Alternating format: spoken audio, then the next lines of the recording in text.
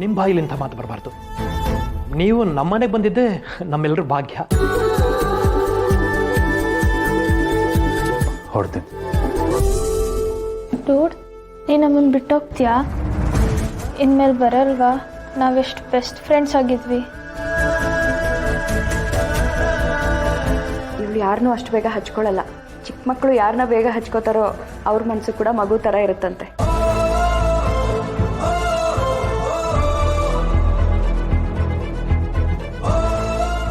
ನಾನೆಲ್ಲೂ ಹೋಗ್ತಿಲ್ಲ.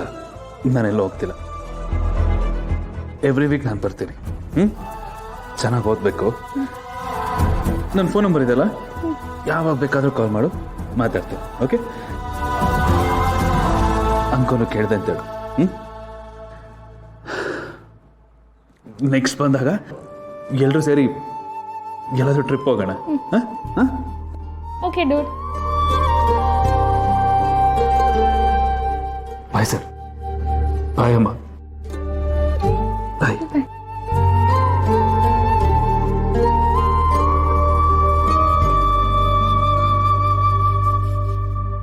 ಸತ್ಯದ ಮುಂದೆ ಹೆದರಲೇಬೇಕು. ಏನು? ನಮ್ಮಣ್ಣ ತಪ್ಪು ಮಾಡಿದ್ದಾನ? ಏನ್ ಹೇಳ್ತಿದೀಯ ನೀನು? ನಿಮ್ಮಣ್ಣ ಮತ್ತೆ ನನ್ನ ತಂಗಿ ಯುಕ್ತ ಇಬ್ರು ಲವ್ ಮಾಡ್ತೀಯಾರ?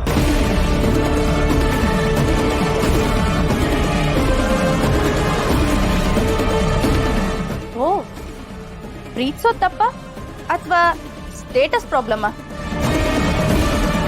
ಪ್ರೀತಿಸೋದು ತಪ್ಪಲ್ಲ. ಅಂಡ್ ನಿಜವಾದ ಪ್ರೀತಿಲಿ ಯಾವುದೇ ರೀತಿ ಸ್ಟೇಟಸ್ಸು ಅಡ್ಡ ಬರೋದಿಲ್ಲ.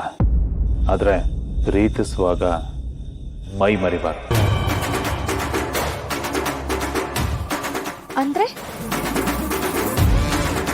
ಅಂದ್ರೆ ನಿಮ್ಮಣ್ಣ ನನ್ನ ತಂಗಿ ಇಬ್ರು ಒಬ್ರು ಪ್ರೀತಿಸ್ತಾ ಇದ್ದಾರೆ, ಅದು ತಪ್ಪಲ್ಲ. ಆದ್ರೆ ಈಗ ನನ್ನ ತಂಗಿ ತಾಯಿ ಆಗ್ತಿದ್ದಾರೆ.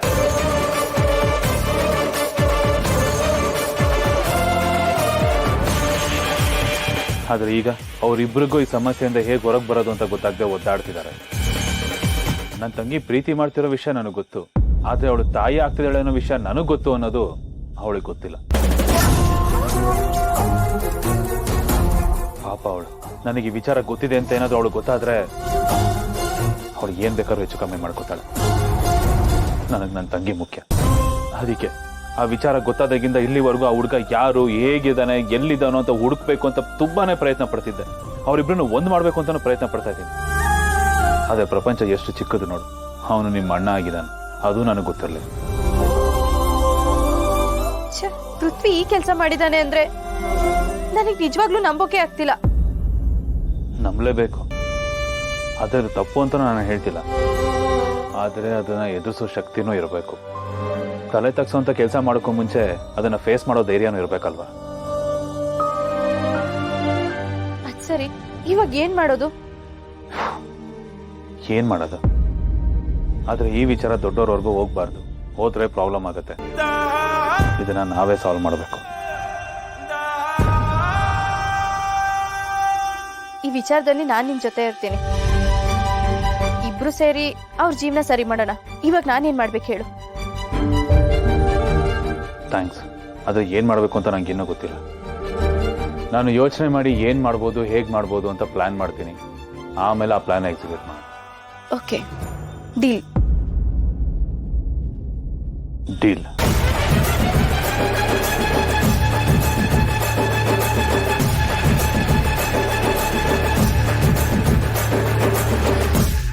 ಹ್ಯಾಪಿಯಾಗಿದೆ, ನಂಗೆ ಹ್ಯಾಪಿಯಾಗಿದೆ, ಜೀವನದಲ್ಲಿ ನನಗೆ ಈಗ ಹ್ಯಾಪಿಯಾಗಿದೆ.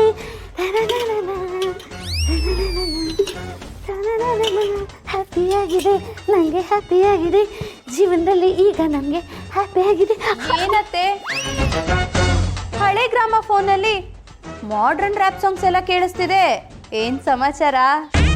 ಏನೇ ನಿನ್ ಮಾತಿನ ಅರ್ಥ? ಅಂದ್ರೆ ನನಗೆ ವಯಸ್ಸಾಗಿದೆ ಅಂತನಾ? ಅಯ್ಯೋ ಇಲ್ಲ ಅತ್ತೆ, ನೀನು ಆಂಟಿಗ್ ಅಂತಿದೆ ಅಲ್ವಾ, ನಿಂಗೆ ಬೆಲೆ ಜಾಸ್ತಿ ಅಲ್ವೇನೇನಾದ ಸ್ವರ? ಹ್ಞೂ ಅತ್ತೆ, ಹೊಸ ರೇಡಿಯೋಗೆ 1,000 ಆದ್ರೆ ಹಳೆ ಗ್ರಾಮಫೋನ್ಗೆ 1,00,000. ಹೌದಾ? ಆಂಟಿಕ್ ಪೀಸ್ಗೆ ಅಷ್ಟೊಂದೆಲ್ಲ ಬೆಲೆ ಇದೆಯಾ? ಇವಾಗ ಹೇಳು, ನೀನ್ ಆಂಟಿಕ್ ತಾನೇ? ನಾನು ಆಂಟಿಗೆ ಹ್ಯಾಪಿಯಾಗಿದೆ, ನನಗೆ ಹ್ಯಾಪಿಯಾಗಿದೆ, ಈಗ ಹ್ಯಾಪಿಯಾಗಿದೆ. ಯಾಕೆ ಆಗಿದೆ ಹ್ಯಾಪಿ, ಯಾಕೆ ಆಗಿದೆ? ಶ್ರುತಿ, ಅಯ್ಯೋ ನನಗೆ ಎಷ್ಟು ಖುಷಿ ಆಗ್ತಿದೆ ಅಂದ್ರೆ ನೀನು ಕೇಳಿದೆಯಲ್ಲ, ಇವಾಗ ಹೇಳ್ತೀನಿ ಕೇಳು. ಅಮೃತ ದಾರಿಯಲ್ಲಿ ಗೌತಮ್ ದಿವಾನ್ ಮತ್ತೆ ಅವ್ರ ಮಗನ ಒಂದು ಮಾಡ್ತಿದ್ದಾರೆ. ಅಪ್ಪ, ನಾನು ಪೂಜೆ ಮಾಡಿದ್ದಕ್ಕೂ ಮಂಡಿ ಸೇವೆ ಮಾಡಿದ್ದಕ್ಕೂ ಸಾರ್ಥಕ ಆಯ್ತು. ಆದ್ರೆ ನಮ್ಮ ಭೂಮಿಯವರೇ ಸ್ವಲ್ಪ ಅವ್ರ ಕೋಪನ ಕಮ್ಮಿ ಮಾಡ್ಕೋಬೇಕು. ಅವ್ರದ್ದು ಯಾವಾಗ ಒಂದಾಗ್ತಾರೋ ಗೊತ್ತಿಲ್ಲ. ಇನ್ಮೇಲಿಂದ ನಾನು ಸ್ವಲ್ಪ ಸ್ಟ್ರಾಂಗ್ ಆಗಿ ಪೂಜೆ ಮಾಡ್ತೀನಿ.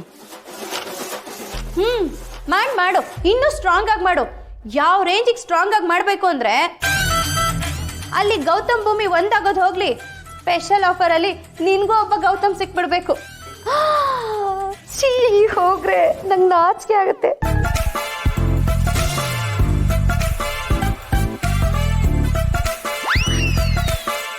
ಅಯ್ಯೋ ಅತ್ತೆ, ಇದೇನಿದು? ನಾಚಿಕೆ. ಹ, ಇದೇನಾ ನಾಚಿಕೆ ಅಂದ್ರೆ? ಸಾಕು ಸಾಕು ಸಾಕು, ಇದಕ್ಕಿಂತ ಜಾಸ್ತಿ ನಮ್ಮ ಕೈಯಿಂದ ನೋಡಕ್ಕಾಗಲ್ಲ. ಏನಿದು, ಇವತ್ ಮನೆ ಫುಲ್ ಸೈಲೆಂಟ್ ಆಗಿದೆ. ನಮ್ಮೆರಡು ಮರಿಕೋತಿಗಳಲ್ಲಿ ಕಾಣಿಸ್ತಾನೆ ಇಲ್ಲ.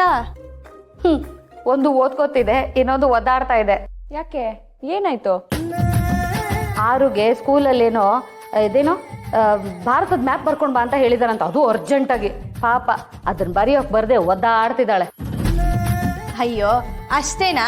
ಇವಾಗ ನೋಡಿ 5 ನಿಮಿಷದಲ್ಲೇ ಮನೆಗೆ ಹೇಗ್ ಮ್ಯಾಪ್ ಬರುತ್ತೆ ಅಂತ. ಓ ಯುವ, ಹೋಗಮ್ಮ, ಹೋಗ್ಬಿಟ್ಟು ನನ್ನ ತಂಗಿಗೆ ಮ್ಯಾಪ್ ಬೇಕಂತೆ, ತಗೊಂಬಿಟ್ ಬಾ, ಬೇಗ ಬಂದ್ಬಿಡು.